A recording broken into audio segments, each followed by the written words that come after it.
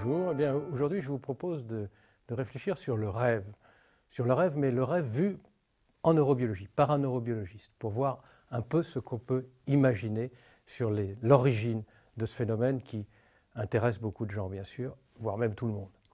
Alors, ce rêve, bien sûr, on le sait, il apparaît pendant le sommeil. Et le sommeil, il est fait d'un certain nombre de phases, en l'occurrence, disons grossièrement, deux phases essentielles, ce qu'on appelle le sommeil lent et le sommeil paradoxal. Alors, on peut enregistrer ces phases. Donc, en haut, si vous voulez, on peut mettre l'éveil. Donc ça, on n'est pas, comme le nom l'indique, on est réveillé. Alors, ce sont des petites activités avec haute fréquence et une faible amplitude. Et puis, au fur et à mesure que l'endormissement apparaît, eh bien, vous avez des phases qu'on appelle de sommeil lent, avec des fréquences d'activité qui sont plus amples et qui sont avec une plus petite fréquence. Et puis, au bout d'un certain temps de sommeil, plusieurs dizaines de minutes, quelque chose de tout à fait nouveau apparaît, ce qu'on appelle le sommeil paradoxal.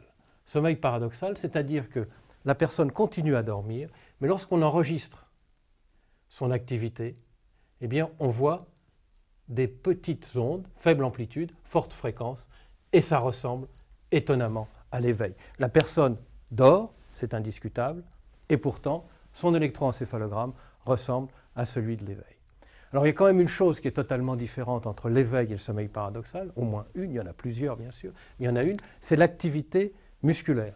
L'activité musculaire de quelqu'un qui est éveillé peut être assez variable. L'activité musculaire de quelqu'un qui est en sommeil paradoxal a la particularité d'être totalement plate. On est paralysé pendant le sommeil paradoxal. La seule chose qui bouge sont les yeux, ce qu'on appelle des REM, des Rapid Eye Movements, qui sont des mouvements, donc des yeux, parce que la partie paralysée est en dessous de la zone du cervical. Bien. Alors, en 1960, c'est en 1961 précisément, Michel Jouvet, qui est un chercheur français, met en évidence le sommeil paradoxal, l'appelle sommeil paradoxal, et réveille des gens qui sont enregistrés en sommeil paradoxal. Au moment de ce réveil, les gens racontent un rêve. Et du coup, ce que dit Michel Jouvet, c'est que ces gens étaient en train de rêver pendant leur sommeil paradoxal. D'ailleurs, on retrouve l'éveil en sommeil paradoxal qui est à peu près identique, l'électroencéphalogramme qui est à peu près identique. Donc ces gens étaient en train de vivre une histoire, comme s'ils étaient éveillés. Je les ai réveillés, et à ce moment-là, ils m'ont raconté un rêve. Donc, à partir de ce jour, on a considéré que le sommeil paradoxal était identique au rêve et que le rêve avait lieu pendant le sommeil paradoxal. C'est une idée extrêmement brillante. Malheureusement, si je puis dire, 6 mois plus tard, mais 6 mois, c'est pas beaucoup, 6 mois plus tard, une autre équipe fait la même expérience à partir de personnes qui sont en sommeil lent. Ils réveillent ces personnes en sommeil lent, et ces personnes racontent aussi un rêve.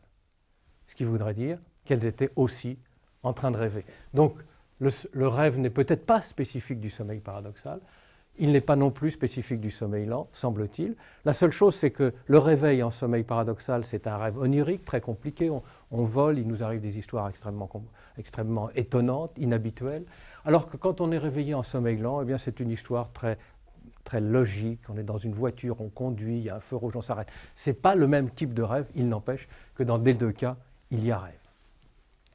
Alors, ça, cette théorie s'est maintenue pendant assez longtemps, d'autant plus qu'il y a un autre phénomène qui apparaît pendant cette phase de sommeil paradoxal, et même pendant le sommeil lent, c'est qu'il y a des neurones qu'on appelle noradrénergiques et sérotoninergiques, peu importe le nom, où on les appelle aussi des REM off, qui, comme le nom l'indique, qui s'arrêtent pendant le sommeil, leur activité diminue pendant le sommeil, et finalement s'arrête totalement pendant le sommeil paradoxal.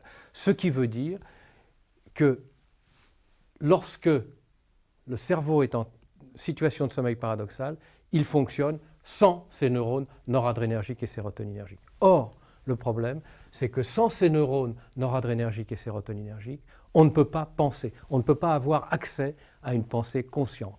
Or, le rêve est une pensée consciente. Donc on est dans un paradoxe. Il n'y a plus de possibilité de pensée consciente, dans le sommeil paradoxal, et pourtant il y a rêve. Alors comment expliquer ce résultat?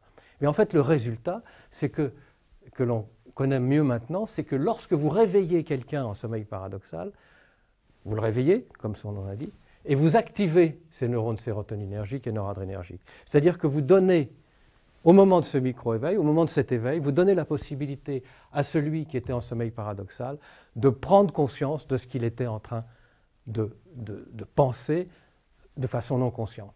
Donc il y a, pendant ce micro-éveil, il y a, à l'occasion du micro-éveil, l'apparition du rêve. Donc le rêve apparaît non pas pendant que l'on dort, mais il apparaît au moment où l'on se réveille. Alors vous me direz, mais ce n'est pas possible parce que mes rêves, ils sont extrêmement longs. Moi, j'ai des rêves qui durent 10 minutes. Oui. Alors ce qui est important à savoir, c'est que effectivement, quand on n'a pas accès à ces neurones noradrénergiques et sérotoninergiques, on n'a plus du tout accès au temps. Donc on n'a plus de notion du temps. Et un rêve qui peut avoir lieu pendant 500 millisecondes, une seconde, peut donner l'impression d'avoir duré plusieurs minutes. En fait, si vous réfléchissez à vos rêves, vous verrez que c'est un enchaînement d'images, et si vous vous mettez sur une bande dessinée, vous voyez qu'il n'y avait que 10 images, vous avez une page, ça peut aller très très vite, et vous avez une histoire qui peut durer extrêmement longtemps. Donc, en fait, il est probable que ce rêve dure très peu de temps, mais que nous pensions qu'il dure plus longtemps. Autre chose, c'est que les micro-éveils, me direz-vous, mais combien a-t-on de micro-éveils pendant la nuit? Eh bien ça, c'est un autre paradoxe. C'est qu'on pense, quelqu'un qui s'endort à 10 heures du soir et qui se réveille à 8 heures du matin, et qui se réveille en disant « j'ai dormi d'une seule traite ». Eh bien celui-là, ce très bon dormeur, il s'est réveillé de 5 à 10 fois pendant la nuit. Ça veut dire qu'il a fait 5 à 10 micro-éveils et qu'il a donc eu l'occasion, la possibilité de rêver de 5 à 10 fois. Dernier point qui est important, c'est qu'effectivement, quand on vous réveille au cours de votre sommeil, qu'il soit paradoxal ou sommeil lent, vous fabriquez un rêve, mais ce rêve, vous pourrez le constater vous-même, il fonctionne à l'envers, il est rétrograde. C'est-à-dire que c'est l'élément réveillant qui déclenche le rêve, et le rêve va se terminer par l'élément réveillant. En résumé, si vous vous faites réveiller par une lampe électrique, vous allez être réveillé par cette lampe électrique et vous allez faire un rêve qui se terminera par un flash. Exemple, vous êtes dans une chambre noire, vous cherchez la lumière, au moment où vous trouvez la lumière et vous appuyez sur le bouton, vous vous réveillez.